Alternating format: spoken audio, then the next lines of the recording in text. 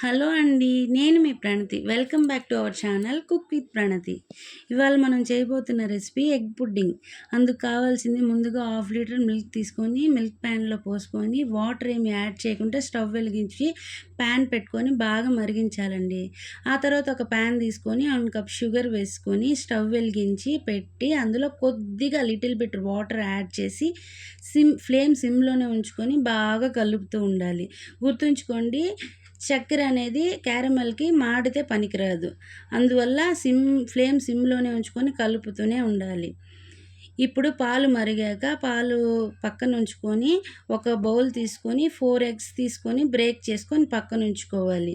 మళ్ళీ మధ్య మధ్యలో ఒకసారి క్యారమెల్ కలుపుతూనే ఉండాలండి. క్యారమెల్ మాడకుండా చూసుకోవాలి. ముందుగా క్యారమెల్ తయారవ్వడానికి షుగర్ మెల్ట్ అయ్యి, ఆ తర్వాత డ్రై అయ్యి, ఆ తర్వాత మళ్ళీ మెల్ట్ అవుతుంది. ఇదేనండి, ముందు గుర్తుపెట్టుకోండి. ఇప్పుడు మేము బీట్ చేసి పెట్టుకున్న ఎగ్స్‌ని బాగా ఇంకా సాఫ్ట్‌గా బీట్ చేసుకోవాలండి. కావాలంటే మీరు మిక్సీకి కూడా వేసుకోవచ్చు. నేనైతే హ్యాండ్‌తోనే బీట్ చేస్తున్నాను. ఈ బాగా హ్యాండ్‌తో బీట్ చేసిన తర్వాత మనం కాచి చల్లార్చి పెట్టుకున్నాం కదండీ మిల్క్, అవి 2 కప్స్ మిల్క్స్ వచ్చి అందులో యాడ్ చేయాలి. యాడ్ చేసిన తర్వాత మనం ఏ కప్‌తో అయితే మిల్క్ కొలుచుకున్నామో అదే కప్‌తో 1/2 కప్ షుగర్ యాడ్ చేసుకొని మళ్ళీ బీట్ చేయాలి.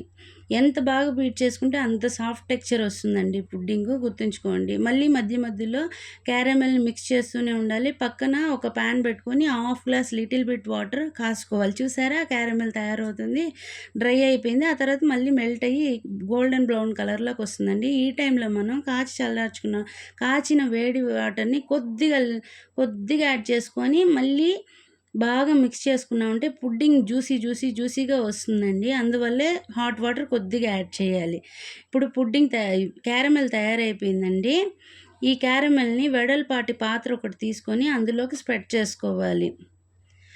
అంచులంతా బాగా కలిసేలాగా అన్ని సరౌండింగ్స్ కలిసేలాగా స్ప్రెడ్ చేసుకొని, ఆ తర్వాత మనం మిశ్రమాన్ని తయారు చేసుకున్నాం కదా, మిల్క్, ఎగ్స్, షుగర్, అది రౌండ్‌గా తిప్పుకుంటూ పోయాలండి. ఒకే ప్లేస్‌లో పోయకూడదు. అందువల్ల క్యారమెల్ డిస్టర్బ్ అవుతుంది. అందుకని రౌండ్‌గా తిప్పుకుంటూ పోసుకొని, ఇప్పుడు ఒక కుక్కర్ పెట్టుకొని అందులో 2 గ్లాసెస్ వాటర్ పోసుకొని ఈ బౌల్‌ని అందులో స్టాండ్ పెట్టుకోవాలండి. నాకైతే స్టాండ్ అవసరం లేకుండా పైనే సెట్ అయిపోయింది. దానికి సరిపడా మూత పెట్టుకొని బాగా 20 మినిట్స్ ఉడికిన తర్వాత, బాగా చల్లారిన తర్వాత 1 అవర్ ఫ్రిడ్జ్‌లో పెట్టి ఆ బౌల్‌ని తీసి ఆ ఎడ్జెస్ కట్ చేసుకొని ఒక ప్లేట్ దాని మీద ప్లేస్ చేసి జాగ్రత్తగా రిటర్న్ చేసుకున్నామంటే మనకు కావాల్సిన క్యారమెల్ పుడ్డింగ్ తయారైపోతుంది. చూసారా ఎంత కలర్‌ఫుల్‌గా వచ్చిందో, ఎంత జ్యూసీగా వచ్చిందో.